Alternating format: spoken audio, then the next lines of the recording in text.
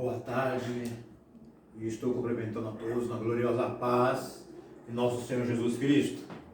Aprove a Deus mais uma vez estarmos aqui, nos valendo desse vídeo para continuarmos entrando em contato com você, meu irmão, em contato com você, minha irmã, porque bom é estarmos na presença de Deus e bom também estarmos em comunhão. E a nossa tentativa através desse vídeo é vivermos virtualmente essa comunhão até que essa pandemia, essa quarentena cesse e a gente possa estar juntos, congregando no templo. E o tema da administração que nós vamos fazer neste momento é: olhe para cima. Olhe para cima. E está baseado aqui no livro de Números, capítulo 21, a partir do versículo 4, que após nós ouvirmos um louvor referente, né, a isso que nós vamos ministrar, então nós vamos deixar aqui, nesse momento oportuno, mais uma pequena porção da palavra de Deus para a edificação da sua vida. Amém?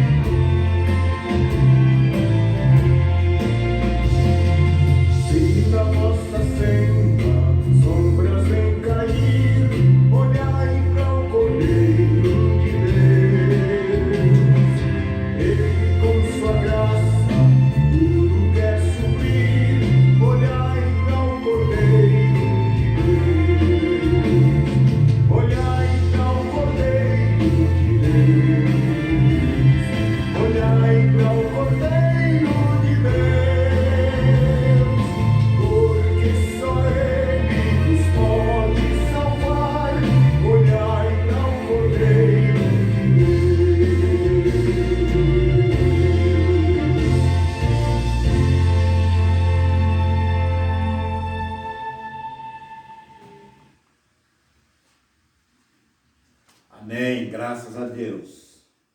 Então, como nós dissemos, vamos ler aqui a palavra de Deus no livro de Números, capítulo 21, a partir do versículo de número 4. Então partiram do Monte Or, pelo caminho do Mar Vermelho, a rodear a terra de Edom. Porém, a alma do povo angustiou-se muito neste caminho. E o povo falou contra Deus e contra Moisés. Por que nos fizeste subir do Egito, para que morrêssemos neste deserto? Pois aqui nem pão, nem água há, e a nossa alma tem fastio deste pão tão vil.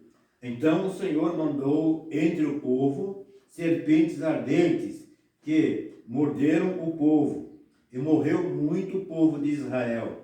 Pelo que o povo veio a Moisés e disse: havemos pecado, porquanto temos falado contra o Senhor e contra ti. Ora ao Senhor que tire de nós essas serpentes. Então Moisés orou pelo povo, e disse o Senhor a Moisés: faze uma serpente ardente e põe-na sobre uma haste, e será que viverá todo mordido que olhar para ela. E Moisés fez uma serpente de metal e pô-la sobre uma haste, e era que, mordendo alguma serpente a alguém, olhava para a serpente de metal e ficava vivo. Que nós observamos de comum com a nossa realidade, com o nosso momento que nós estamos vivendo, o coronavírus, foi uma pandemia, podemos assim dizer, né?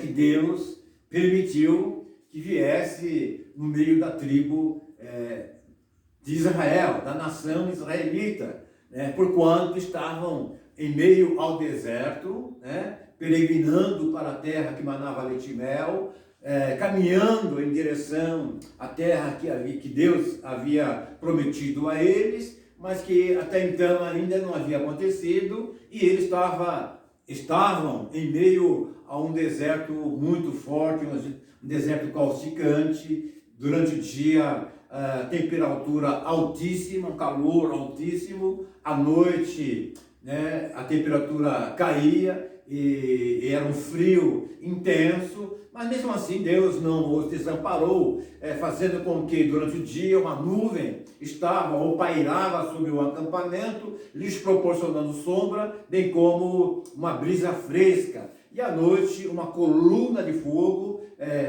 uma manifestação do poder de Deus, através dessa coluna de fogo, dava claridade ao acampamento e também um aquecimento de tal forma que, apesar de as temperaturas serem baixas, mas em cima do acampamento era uma temperatura agradável para que o povo pudesse se sentir bem e percebessem que Deus estava cuidando deles. Então, após ter terminado ali uma guerra, podemos assim dizer, da nação israelita contra os cananeus, Deus dá uma ordem para eles seguirem, levantarem acampamento e seguirem para uma direção que não era aquela que os levaria a Canaã, a terra prometida, ou seja, eles os levariam ainda para o meio do deserto.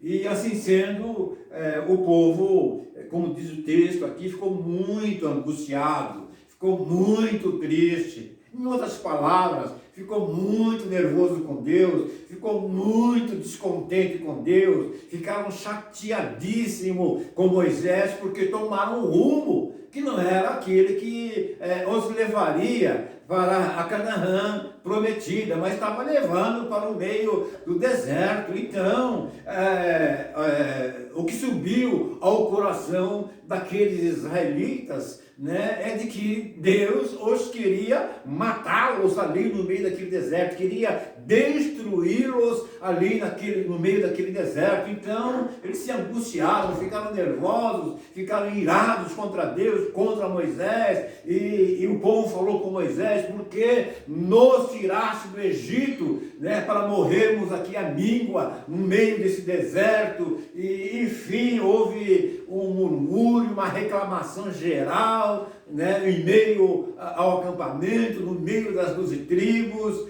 e Deus ficou chateado com isso, né? Se é que eu posso assim dizer. Deus não ficou contente com esse comportamento que o seu povo teve. Por quê? Por que isso dizendo? Porque Deus estava cuidando deles. No meio daquele deserto, Deus estava dando toda a assistência que eles necessitavam: pão, água, né, aquecimento, refrigeração, as roupas não se consumiam, não secou, o sapato também não se apertava aos seus pés, enfim, tudo que lhes era necessário para viver o seu dia a dia, Deus todos os dias estava concedendo. Agora, Deus manda eles seguir um rumo que não era naquele momento para a terra de Canaã. Eles ficaram irados, entendendo que de repente Deus estava mal intencionado com eles, ou de que Deus queria fazê-los sofrer no meio daquele deserto. Longe disso. Amém? Longe disso. Nós sabemos que Deus é amor e que os propósitos de Deus, bem como lá no capítulo 29 de Jeremias, Deus vai expressar que os pensamentos dele para com a nação israelita eram pensamentos bons. Deus queria que aquela nação fosse em todo tempo, em todo momento, abençoadíssima. Mas o que Deus observava naqueles corações, naquelas mentes, era ingratidão, era realmente uma descredibilidade em Deus, uma descrença em Deus, que Deus queria tratar isso, que Deus queria curar isso, Deus queria resolver isso no meio daquele deserto, para que quando então eles tomassem posse da bênção, eles pudessem então reconhecer que eles estavam pisando numa terra que emanava leite e mel, uma terra abençoadíssima, uma terra produtiva. Era porque Deus agiu no meio deles, né? Deus os abençoou, mas até então Deus percebia que os seus corações ainda estavam endurecidos, não estavam percebendo Deus agir no meio deles de uma forma tremenda, de uma forma milagrosa, a começar lá no Egito, através das 10 pragas que sobrevinham aos egípcios, mas sobre eles não aconteciam absolutamente nada. Depois veio, né, a partilha ali, a divisão do Mar Vermelho, e enfim, eles não perceberam nada, ou seja, a percepção que eles tiveram de que Deus estava agindo a favor deles era muito fraca, né? Era muito debilitada, e Deus quer que nós o percebamos, nós o amamos, nós nos relacionemos com Ele com toda a força da nossa alma, com toda a força do nosso coração. Então, Deus realmente nos trata, Deus trabalha no nosso dia a dia de tal forma que esse relacionamento que Ele quer que nós tenhamos com Ele seja um relacionamento forte, sadio, sincero, de fidelidade, seja qual for a situação, seja qual for a circunstância. Deus quer que você, meu irmão, que você, minha irmã, tenha um relacionamento com Ele de fidelidade. Então, a murmuração foi grande, foi intensa, foi generalizada. A reclamação contra Moisés, contra Deus, por eles não seguirem para a terra de Canaã, e sim, enfim, para o meio do deserto, e começaram a murmurar e reclamar, e Deus então permitiu que viesse no meio do acampamento serpentes, víboras, cobras, extremamente venenosa, porque todo aquele que era mordido por uma dessas cobras fatalmente morria. né? Era declaração de morte, e aquelas cobras então infestaram, né? Criaram ali uma epidemia de víboras, né? Uma pandemia de víboras, que as pessoas que iam sendo picadas ou mordidas por essas víboras, por essas cobras venenosas, iam morrendo, e a coisa ia cada dia aumentando de volume, e cada vez mais pessoas morrendo por terem sido mordidas por essas serpentes, e a coisa já foi crescendo, a mortandade no meio do acampamento, no meio lá das 12 tribos, foi crescendo de uma forma muito acelerada, que eles perceberam que era Deus que estava permitindo que aquilo acontecesse. O que eles fizeram? Olharam agora para dentro de si, olharam para o seu comportamento, olharam para a sua fala, para as suas murmurações, para as suas reclamações, e entenderam que tinham pecado contra Deus e contra Moisés.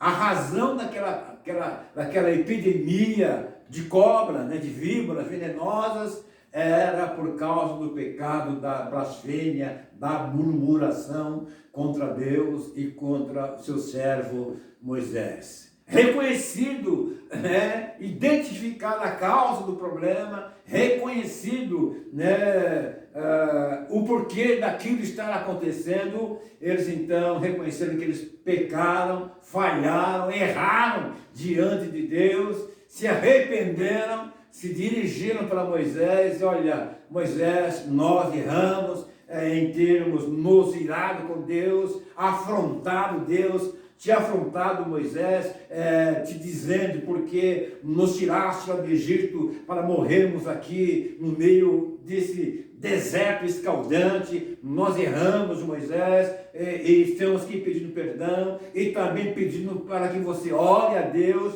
para que Deus nos perdoe, e que essas cobras, essas víboras sejam tiradas do nosso meio. Moisés orou a Deus, Deus aceitou o pedido de perdão do seu povo, aceitou o arrependimento do seu povo, e ordenou que Moisés fundisse, né, fizesse ali uma serpente de metal e colocasse em uma haste. Moisés então fez ali, fundiu, fez uma haste, fez uma serpente de metal, colocou na ponta lá de uma haste, no meio do acampamento, e toda pessoa que mordida por essa cobra, por essa víbora, mas olhasse para aquela serpente ali de metal, ela era instantaneamente curada, ela era salva da morte, daquele veneno mortífero que estava no seu corpo,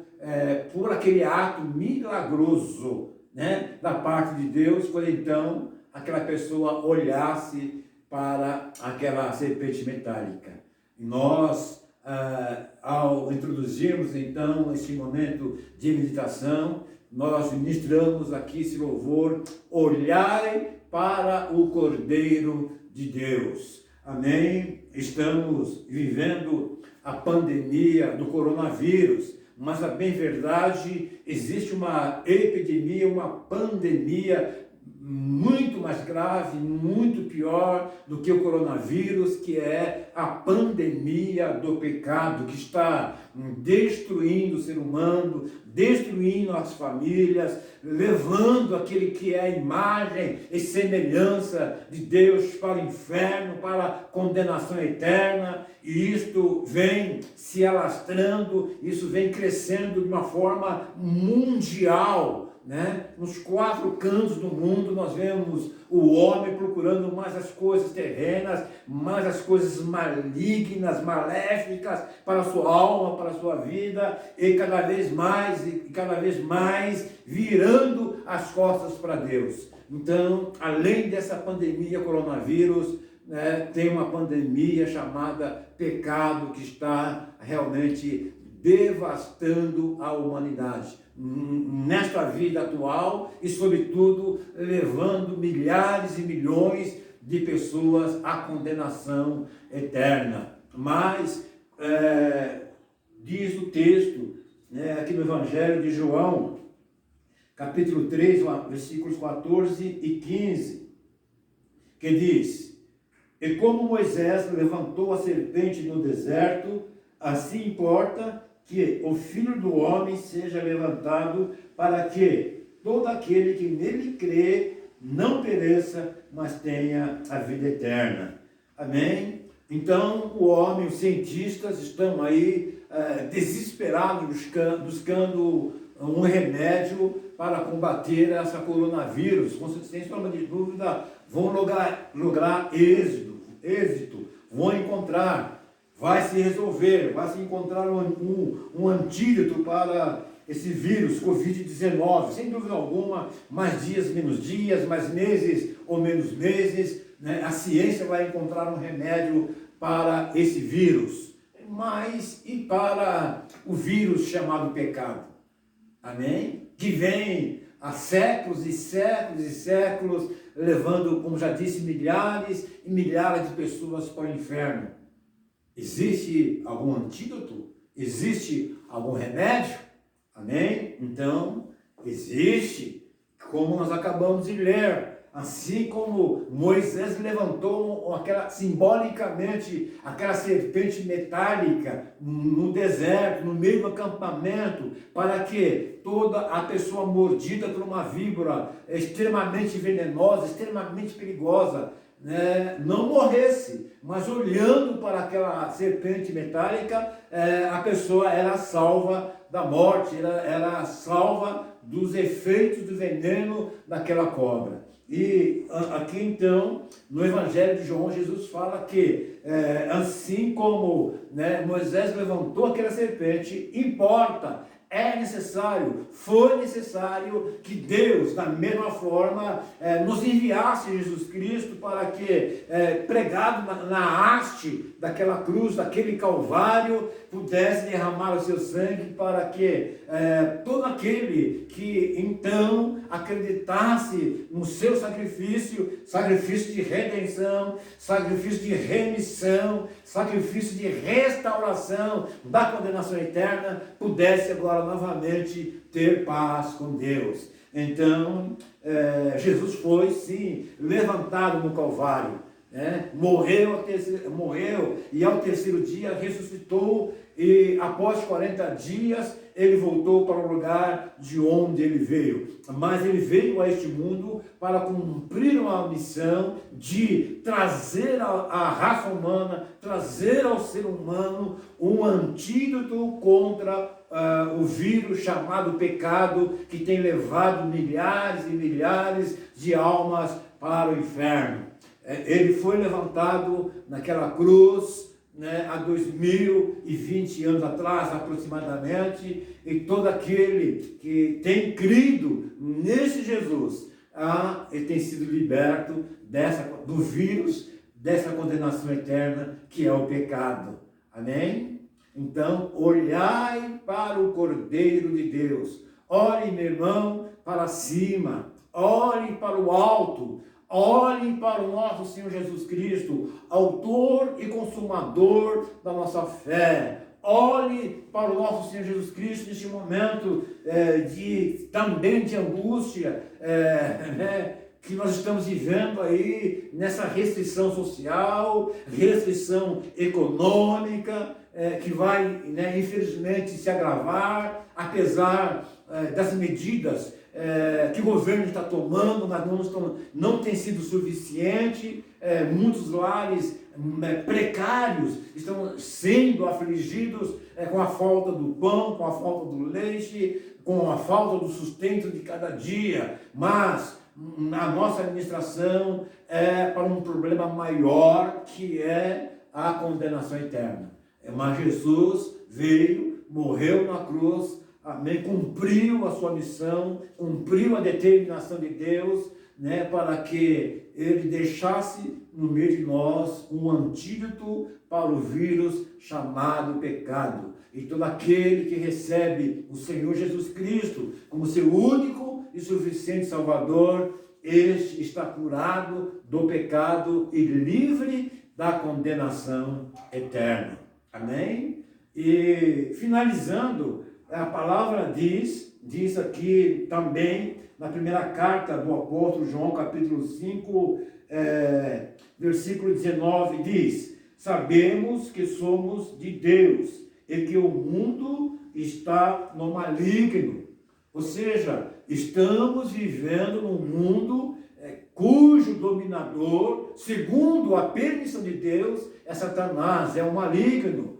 E a palavra diz aqui em João 10:10 que ele veio senão a roubar, matar e destruir, né? Mas Jesus veio para que tenha a vida eterna e a tenha com abundância. Então estamos vivendo num mundo vil, tenebroso e pecador, infestado desse vírus chamado pecado. Todavia, Jesus nos trouxe um antídoto, um remédio que dá combate total contra esse vírus chamado pecado, chama-se Jesus. Vamos abrir as portas do nosso coração para que ele entre, reine e viva nossos corações, e dessa forma fiquemos imunizados do pecado e prontos e preparados para herdarmos a Canaã celestial. Meu irmão, minha irmã, que Deus continue te fortalecendo, que Deus continue te guardando debaixo das suas potentes mãos e da sua graça misericordiosa. Está difícil realmente vivermos esse confinamento, privados de estarmos em comunhão no templo, muito difícil, e os problemas aí batendo a porta da nossa casa, né? Da falta de dinheiro, da falta de mantimento, da falta de recursos para pagar aluguel, pagar os carnês. Não vamos nos angustiar, né? Estamos nesse mundo que jaz no maligno, do maligno, está sob o domínio do maligno, mas o que é maior do que ele, de que todas as coisas, domina sobre esse mundo também e sobre todas as coisas. Vamos olhar para ele, vamos olhar para cima, vamos olhar para o nosso Senhor Jesus, clamar para ele. É dele que virá o nosso socorro, é dele que virá o seu socorro, é dele que virá a sua consolação. Não olhe para a esquerda, nem para a direita, nem para trás, nem para a frente, mas olhe para cima, olhe para o alto, para aquele, como já disse, que é autor e consumador da nossa fé, o nosso Senhor Jesus Cristo. Que Deus continue te abençoando, te guardando, como já disse, te fortalecendo, para que num tempo próximo possamos estar juntos, louvando, magnificando e exaltando aquele que é digno de toda honra e de toda glória, Deus, na pessoa maravilhosa de nosso Senhor Jesus Cristo. Que Deus te abençoe, meu irmão, minha irmã, e até a próxima, se Deus assim nos permitir. Amém?